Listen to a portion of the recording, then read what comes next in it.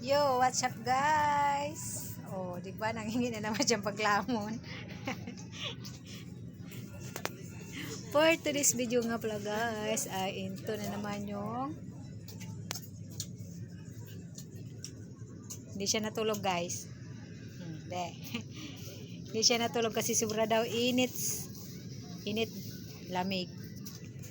Lilit daw yung itlog niya sa taas. At di ka natulog.